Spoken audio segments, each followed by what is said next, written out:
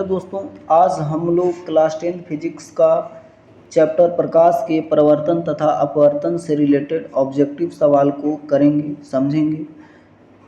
यह part 2 video है इस चैप्टर का। पार्ट 1 वीडियो में हम लोग 1 से 47 तक सवाल को समझ चुके हैं, तो इसमें हम लोग क्वेश्चन नंबर 48 से आगे करेंगे।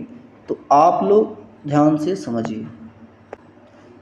क्वेश्चन नंबर 48 है कि रोगियों के नाक, कान, गले आदि जांच के लिए डॉक्टर प्रयोग करते हैं। मतलब रोगियों को देखने के लिए जो नाक, कान, गले आदि के डॉक्टर होते हैं, किस दर्पण का उपयोग करते हैं? तो अवतल दर्पण का उपयोग करते हैं। इसलिए 48 का उत्तर का सही उत्तर होगा।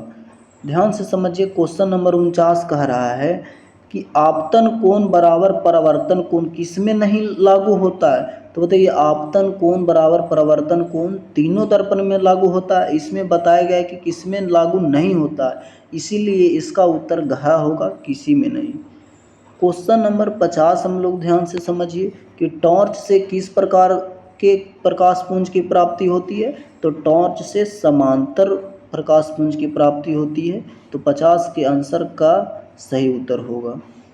क्वेश्चन नंबर 51 ध्यान से समझिए कि 20 सेंटीमीटर फोकस दूरी वाले अवतल दर्पण को सूर्य प्रकाश के सामने रखा जाता है। इसके सामने डी दूरी पर रखी माचिस की तिल्ली जल उठती है। डी का मान क्या होगा? डी का मान मतलब यू का मान पूछ रहा है, तो दर्पण सूत्र से हम लोग यू का मान यानी डी का मान निकाल सकते हैं। इसका उत्तर, करेक्ट उत्तर ए यानी 20 सेंटीमीटर होगा। क्वेश्चन नंबर 52 ध्यान से समझिए। दर्पण के सामने किसी भी दूरी पर स्थित वस्तु का प्रतिबिंब सदैव सीधा प्रतीत होता है, वह कौन सा दर्पण है? मतलब किस दर्पण के सामने कहीं दूरी पर भी रखेंगे वस्तु तो उसका प्रतिबिंब हमेशा सीधा प्रतिबिंब बनेगा। तो या तो समतल या उत्तल, समतल या उत्तल दोनों में कहीं भी वस्तु रखेंगे तो हमेशा काल्पनिक प्रतिबिंब बनेगा, और काल्पनिक प्रतिबिंब हमेशा सीधा होता है, इसीलिए इसका उत्तर घ सही उत्तर होगा। क्वेश्चन नंबर 53 यानी कि 53 नंबर सवाल हम लोग समझेंगे कि किसी कार का अग्रदीप, अग्रदीप का मतलब होता है हेडलाइट। तो हेडलाइट में हम लोग किस दर्पण का उपयोग करते हैं? तो हेडलाइट में हम लोग अवतल दर्पण का उपयोग करते हैं, यानी इसका 53 का सही उत्तर का सही होगा। अगला सवाल 54 नंबर सवाल समझेंगे कि समतल दर्पण की फोकस दूरी कितनी होती है? तो आप लोग याद रखिए, VVI सवाल है कि समतल दर्पण की फोकस दूरी अनंत होती है। ठीक है। क्वेश्चन नंबर 55 है कि अवतल दर्पण के सामने वस्तु को कहाँ रखा जाए ताकि प्रतिबिंब उल्टा वास्तविक और समान आकार का बने। मतलब अवतल दर्पण के सामने किस जगह पे वस्तु को रखेंगे ताकि प्रतिबिंब वास्तविक, उल्टा और आकार में वस्तु के समान आकार का बनेगा? तो वक्रता केंद्र पर रखेंगे अवतल दर्पण के सामने वस्तु को, तो वस्तु उल्टा, वास्तविक और समान आकार का बनेगा, इसलिए इसका उत्तर ग सही उत्तर होगा। क्वेश्चन नंबर 56 हम लोग समझेंगे। कह रहा है कि गोलीय दर्पण की फोकस दूरी 20 सेंटीमीटर है, प्लस 20 सेंटीमीटर है, तो यह गोलीय दर्पण कैसा होगा? तो वैसा दर्पण जिसका फोकस दूरी धनात्मक होता है उसको उत्तल दर्पण कहते हैं। तो बताइए, इसका उत्तर का सही उत्तर होगा। बताइए, क्वेश्चन नंबर 57 हम लोग समझेंगे कि प्रकाश के अपवर्तन के कितने नियम हैं? तो प्रकाश के अपवर्तन के 2 नियम हैं, इसलिए ख इसका सही उत्तर होगा। क्वेश्चन नंबर 58 ध्यान से समझिए कि जिस माध्यम का अपवर्तनांक अधिक होता है, कम अपवर्तनांक वाले माध्यम की तुलना में क्या होंगे? तो जिस माध्यम का अपवर्तनांक अधिक होगा तो कम अपवर्तनांक वाले माध्यम की तुलना में वह सघन होंगे, इसलिए इसका उत्तर का सही उत्तर होगा। क्वेश्चन नंबर 59 हम लोग ध्यान से समझेंगे कि निम्न में से किस माध्यम में प्रकाश की चाल सबसे अधिकतम होती है? तो हवा में प्रकाश की चाल सबसे अधिक होती है, इसीलिए 59 नंबर का सवाल का उत्तर का हवा होगा। क्वेश्चन नंबर 60 ध्यान से समझिए कि कौन सा लेंस अपसारी लेंस कहलाता है? तो अवतल लेंस अपसारी लेंस कहलाता है, इसीलिए 60 का उत्तर का सही उत्तर होगा। क्वेश्चन नंबर 61 ध्यान से समझिए कि शीशा या कांच किस प्रकार का माध्यम है? तो शीशा या कांच प्रकाशिक माध्यम कहलाता है, ऑप्शन ए इसका सही उत्तर होगा। क्वेश्चन नंबर 62 ध्यान से समझिए कि प्रकाश की चाल विभिन्न माध्यमों में क्या होती है? तो प्रकाश की चाल भिन्न भिन्न माध्यमों में भिन्न भिन्न होती है, इसीलिए इसका करेक्ट उत्तर खा सही उत्तर होगा। क्वेश्चन नंबर 63 ध्यान से समझिए कि कांच पारदर्शी माध्यम से प्रकाश की किरणें गुजरती है तो क्या होगा। तो कांच से अगर प्रकाश की किरणें गुजरती है तो वह कुछ भाग को परावर्तित भी कर देती है, कुछ भाग को अपवर्तित भी कर देती है और कुछ भाग को अवशोषित भी कर लेती है। इसीलिए इसका करेक्ट उत्तर घ यानी का, खा एवं ग तीनों होगा। ध्यान से समझिए 64 नंबर सवाल कि वायु में प्रकाश की चाल निर्वात की अपेक्षा, निर्वात के मतलब एकदम शून्य कुछ भी नहीं हो, और वायु में कण मिले जुले रहते हैं, यानी निर्वात के तुलना में वायु में प्रकाश की चाल कम होगी, इसीलिए इसका करेक्ट उत्तर का सही उत्तर होगा। क्वेश्चन नंबर 65 निम्नलिखित में से कौन सा पदार्थ लेंस बनाने के लिए प्रयुक्त नहीं किया जाता है। तो वह ऐसा पदार्थ जो लेंस बनाने के लिए नहीं प्रयुक्त करते हैं तो वह है मिट्टी, क्योंकि जल भी हम लोग लेंस बनाने में प्रयोग करते हैं, प्लास्टिक भी लेंस बनाने में प्रयोग करते हैं, और कांच का भी प्रयोग लेंस बनाने में होता है, इसीलिए इसका उत्तर घ मिट्टी होगा, क्योंकि मिट्टी का प्रयोग हम लोग लेंस बनाने में नहीं करते हैं। और यह सवाल VVI भी है, परीक्षा के दृष्टिकोण से इम्पोर्टेंट सवाल है और इसको विगत वर्ष में पूछा गया है। आगे के सवाल हम लोग क्वेश्चन नंबर 66 को समझेंगे। 66 नंबर सवाल कि किस दर्पण से हमेशा वस्तु से छोटा प्रतिबिंब, हमेशा वस्तु से छोटा, देखिए वस्तु से छोटा दो दर्पण में प्रतिबिंब बनता है, एक अवतल में भी बनता है और एक उत्तल में भी बनता है, लेकिन हमेशा वस्तु से छोटा कहेगा तो हमेशा उत्तल दर्पण में वस्तु से छोटा प्रतिबिंब बनता है, यानी 66 नंबर का सवाल हम लोग का खास सही उत्तर होगा। क्वेश्चन नंबर 67 ध्यान से समझिए कि प्रकाश हमें निम्नांकित संचार के साधन प्रदान करते हैं। बताइए प्रकाश जो है किस संचार में हम लोग को मदद करते हैं। तो देखिए कांच रेशों से बने तंतु में भी प्रकाश का उपयोग होता है, प्रकाशिक केबल में भी इसका उपयोग होता है, टेलीफोन में भी इसका उपयोग होता है, इसलिए इसका करेक्ट उत्तर घ यानी इन सभी में प्रकाश का उपयोग हम लोग करते हैं। क्वेश्चन नंबर 68 सवाल को समझेंगे कि कांच के स्लैब से होकर गुजरने वाली किरण के आपतित किरण और निर्गत किरण एक दूसरे के क्या होते हैं। तो देखिए कांच के स्लैब से होकर गुजरने वाली किरण में आपतित किरण और निर्गत किरण एक दूसरे के समांतर होती है, यानी 68 का उत्तर ग सही उत्तर होगा। ठीक है। क्वेश्चन नंबर 69 ध्यान से समझिए कि क्रांति कोण सघन माध्यम में वह आपतन कोण है जिसके लिए विरल माध्यम में अपवर्तन कोण का मान कितना डिग्री होगा। तो हम लोग क्रांति कोण में समझे हैं कि क्रांति कोण कहते हैं किसको हैं, क्रिटिकल एंगल कहते हैं किसको हैं।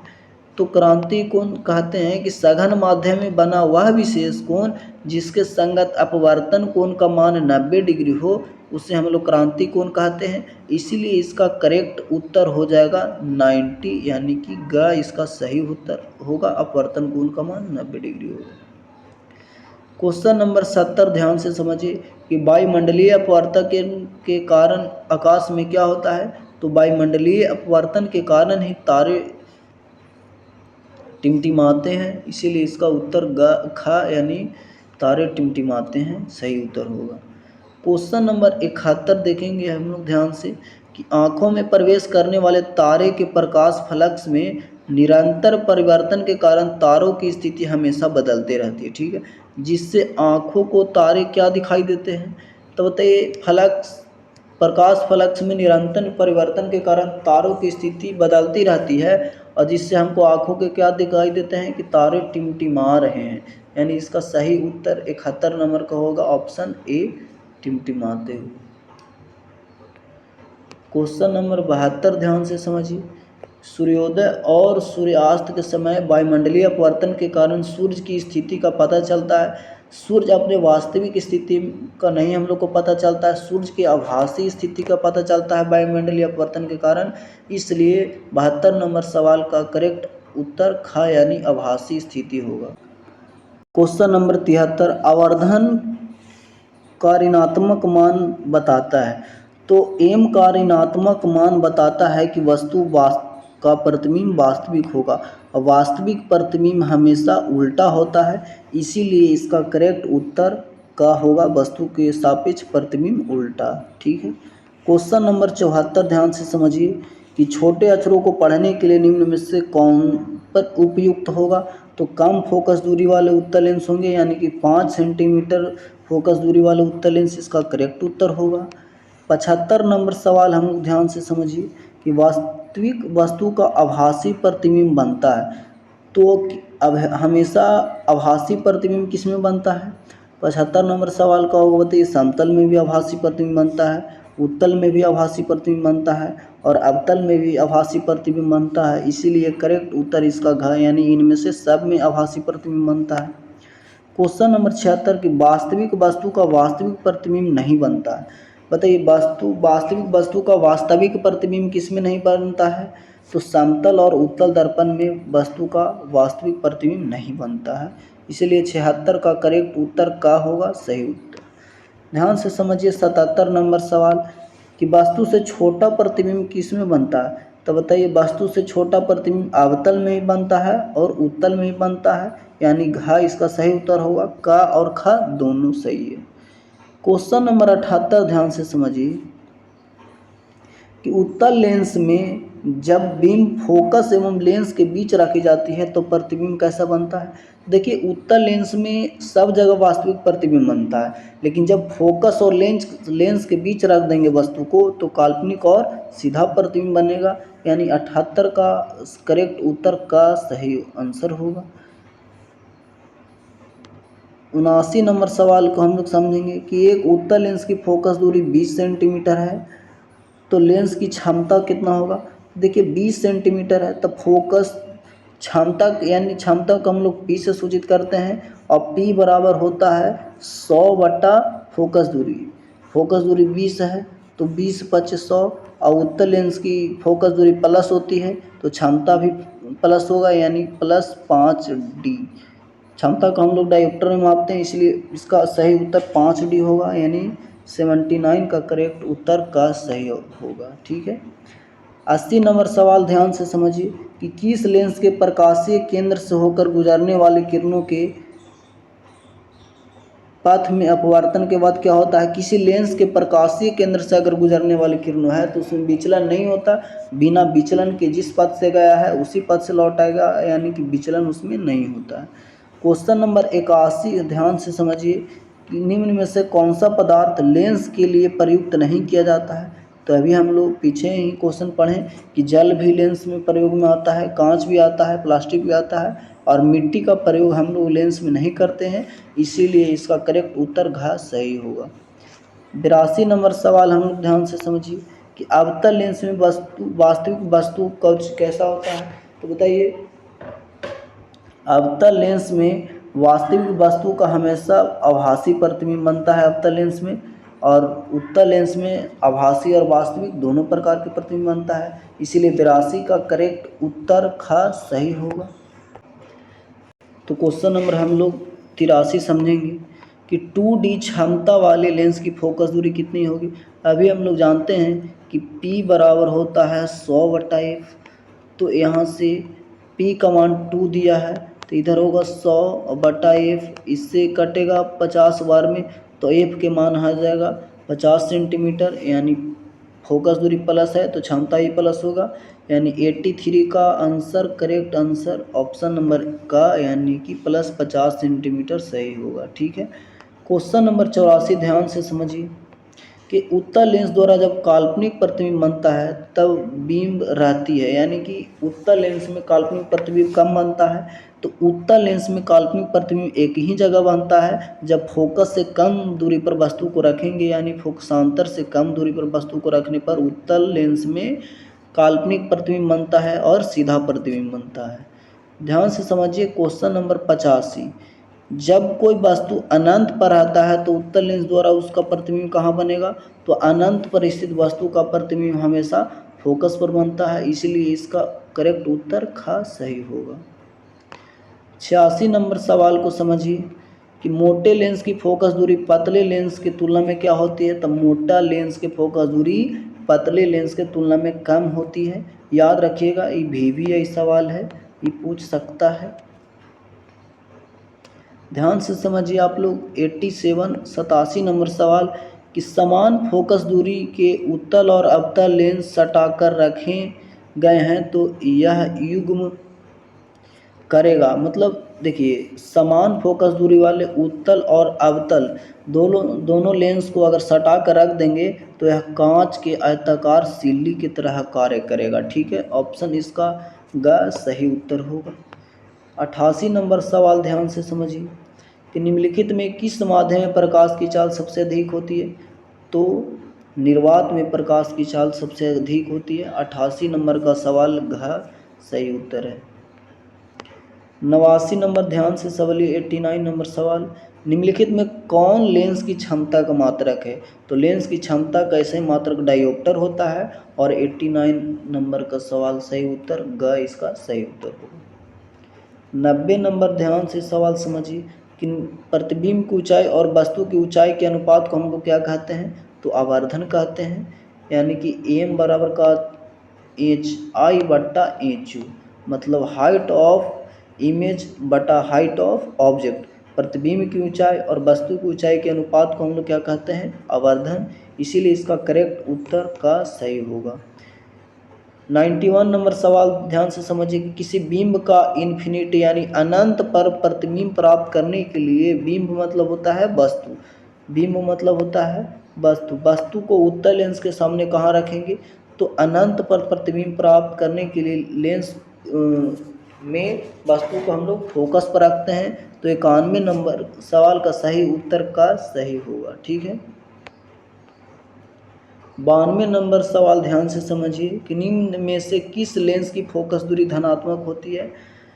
तो उत्तल लेंस की फोकस दूरी धनात्मक होती है और अवतल लेंस की फोकस दूरी ऋणात्मक होती है। ये भी सवाल VVI है, इसको भी आप लोग बहुत बढ़िया से देख लीजिएगा।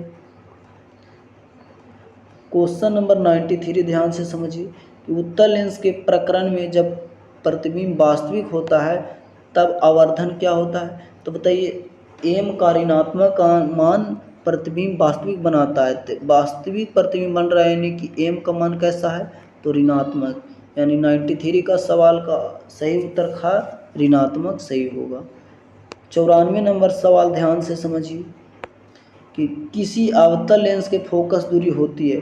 तो अवतल लेंस की फोकस दूरी ऋणात्मक होती है और उत्तल लेंस की फोकस दूरी धनात्मक होती है, और अवतल लेंस की फोकस दूरी ऋणात्मक होती है। क्वेश्चन नंबर 95 ध्यान से समझिए।